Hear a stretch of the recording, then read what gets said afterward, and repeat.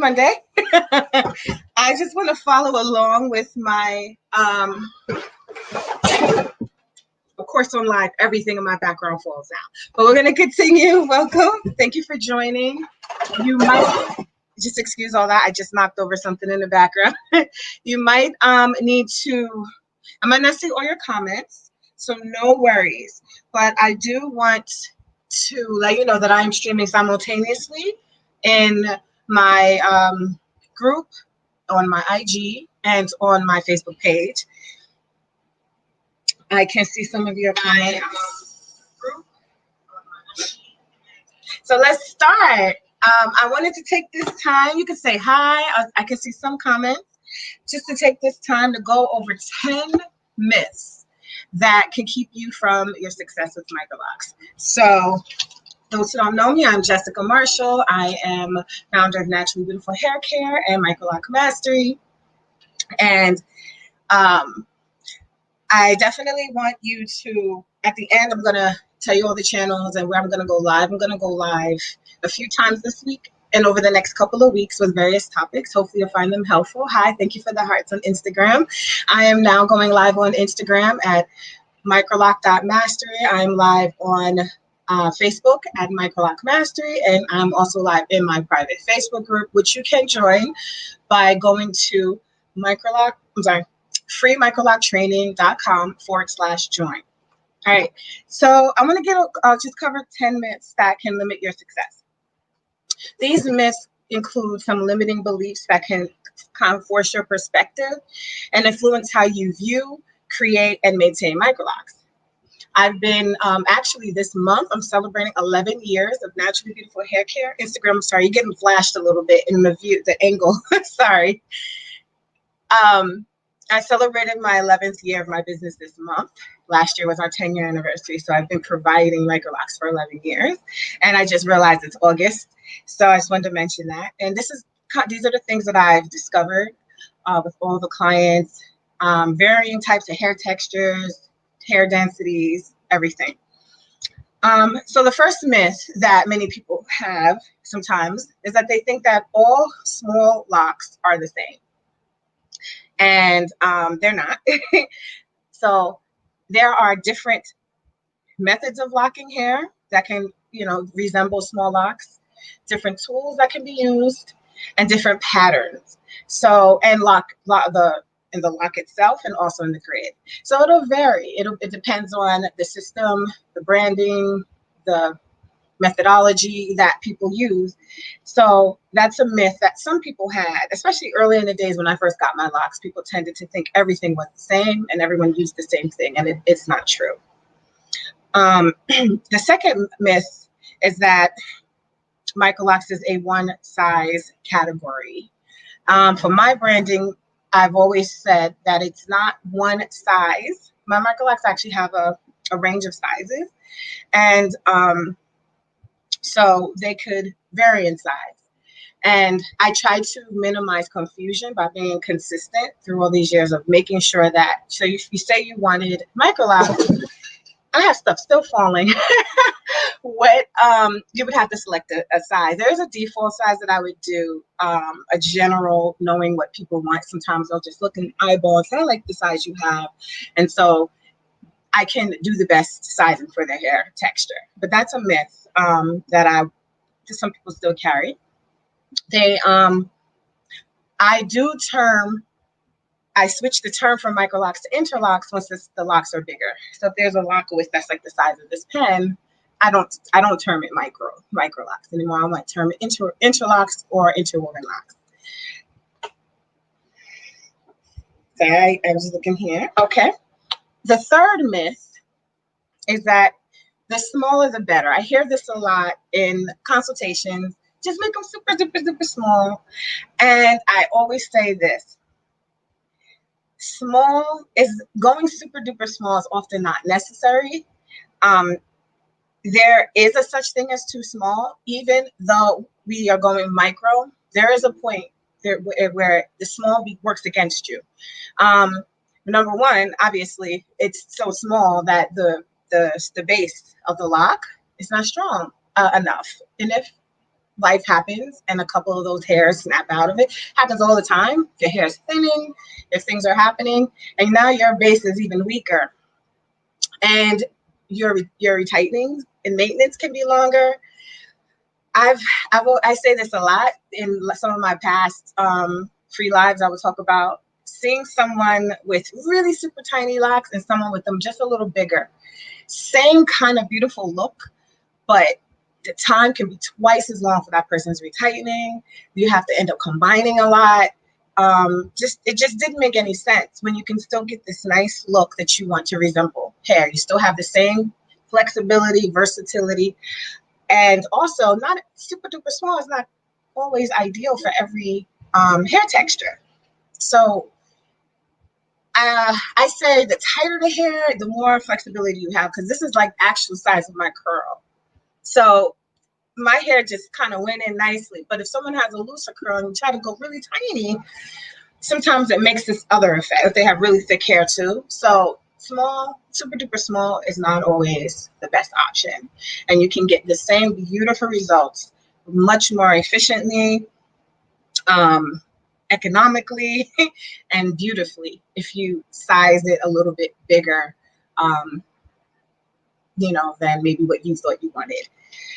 The fourth, the fourth myth is that you can't get microlocs on thin hair. Now, I want to just distinguish between thinning and thin. Thinning hair it's an action. It's kind of a verb. It is in the process of thinning. So that is something that wouldn't be a go, because obviously the health and integrity of the person's hair and their locks are going to be in jeopardy.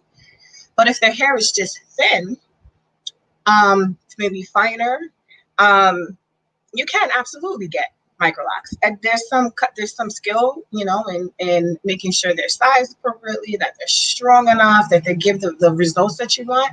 But some people have maybe had that myth that they can't get it if their hair is not where they think it should be.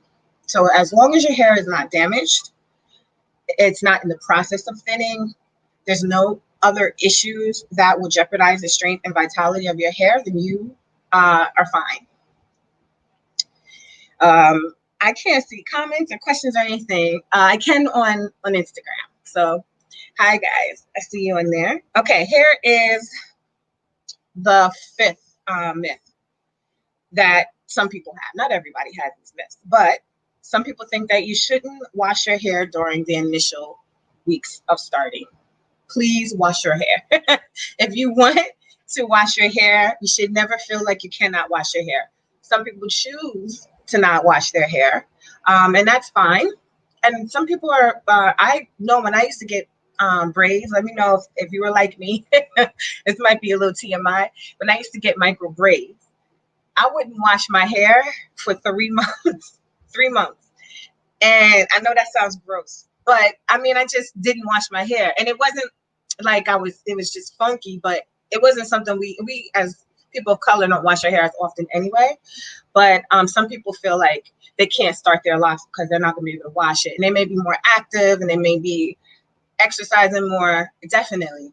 I always say this too, know the difference between washing and rinsing. Rinsing is just water and you're not doing a whole lot. Washing is a little bit more involved and you don't always have to do an involved thing. But there is a golden rule I always like to go to remember the purpose for the rule. And the purpose for the rule of not washing your hair is minimal disruption of the locking process. So always just refer back to that rule. If that's what the intention behind this rule is, and let me meet the intention. And then if I have to wash my hair, I know that the purpose is not the rule is not that you can't wash your hair, but it could be not to disturb your locks. So then you're gonna be more careful in this whole process of how you wash your hair.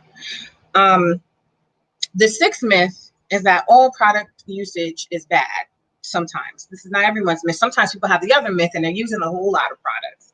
But I like to just change the perspective on what product is. What I'm sorry, y'all. I feel like I'm flashing. What product is supposed to do? What is the purpose? What are you looking to achieve?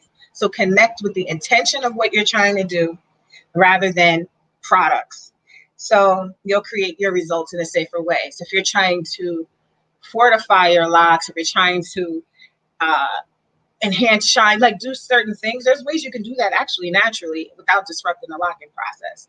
It doesn't require um, sometimes the mindset when I was loose natural was put things on, just kind of cover, and it was 5-step processes for products. That's a lot of product. And when you switch over to this world, as many of you probably already know, it's like a whole different way that you have to maintain your hair. You probably had to throw away a lot of your products. And so then now it's the purpose. What am I trying to achieve? So I was like, oh, my hair is dry. I washed it and I rolled it and I took it down and I used a natural oil. Um, my hair is older. I can do a little bit more, but I don't use many products still. But I said, what's the purpose I'm trying to achieve? I'm trying to nourish my hair a little bit and give it a little shine. So I use a blend of a hair oil. I'm not trying to promote my product, but I do have a hair oil. You can check out later. But there's many things people do. Tea rinsing. There's so many different ways that we can condition and do things. So I wanted to just mention that myth.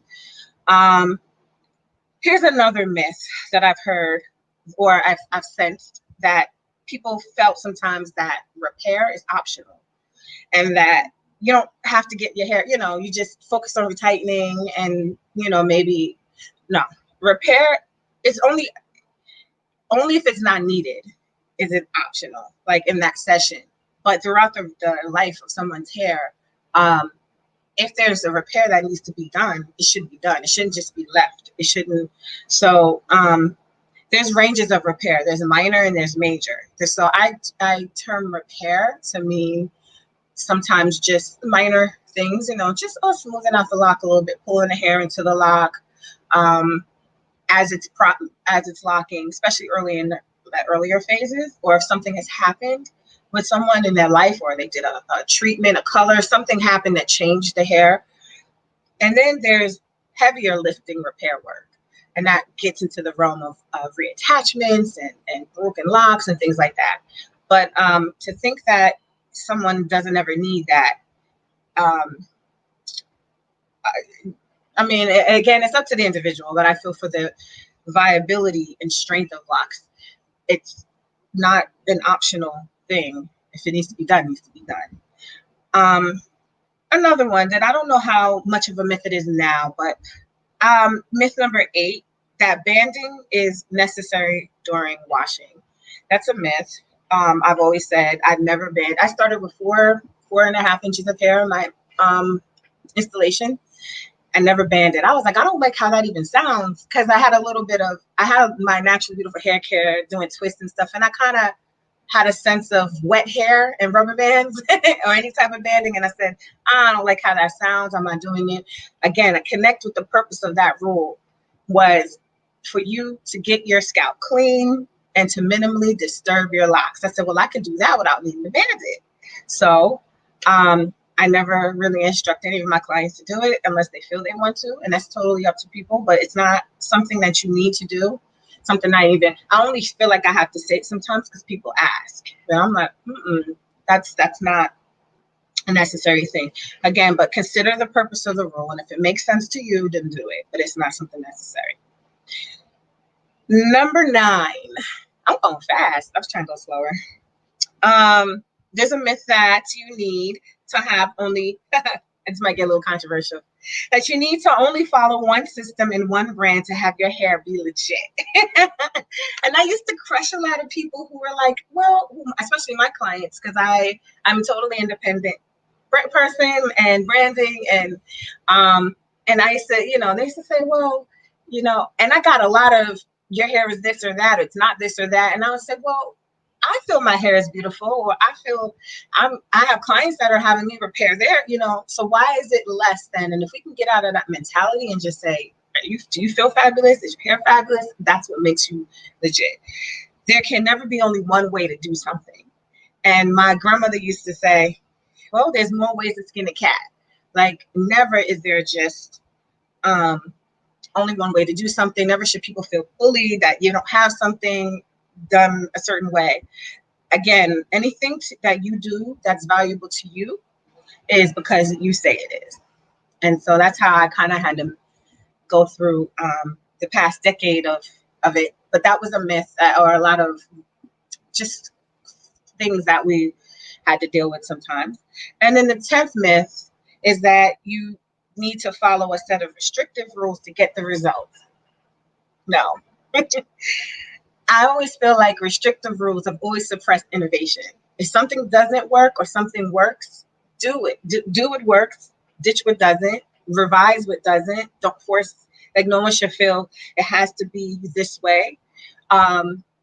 Sometimes it gives us comfort to think if we're doing it restrictive and that it's gonna give us what we want. But people are just as different as fingerprints. Everyone's hair, everyone's different. And I put my comment is that you can't control your greatness. So if you got to do it a certain way, and I always look at results driven, and going into situations and into things with a mind like, okay, I'm free to kind of innovate on what may work a little bit. That's how I approach my professional life as a social worker. That's how we approach situations, knowing things can change. Things change all the time. The times change, the requirements change. So many ways things have changed. So, and that includes the rules by which things had to be done, or people thought had to be done. So those are my 10 myths that I found to be common over the past decade plus. Can't believe it. It's August. And so, yes, it's 11 years and 12 years of my locks. So, speaking just personally and as a professional and business owner on some of the myths. And if you have any myths or anything you want to add or anything you felt, feel free to leave a comment. Now, I do want to let you know I will be back here. I will be back live on Thursday. However, I will probably maybe minimize the channels. I think right now I have 3 different places this is showing. No, I probably missed. But I do want you to know there is a free private Facebook group that I would like for you to join. And you can join that by going to www.microloctraining.com/join. And then you'll get access to a group. You're going to just have to give me your email. And because it kind of puts you on the list. So you're in the know. And you get access to that group. And then I do group only lives a lot. So I just wanted to reach out to these channels. I haven't been going live as often. I'm so glad to see you guys here, that you joined. And all right. So if there's any questions or anything you have while I'm live, you can feel free to ask. If not, please join the Facebook group, and I'll see you again later on this week. All right. Bye, guys.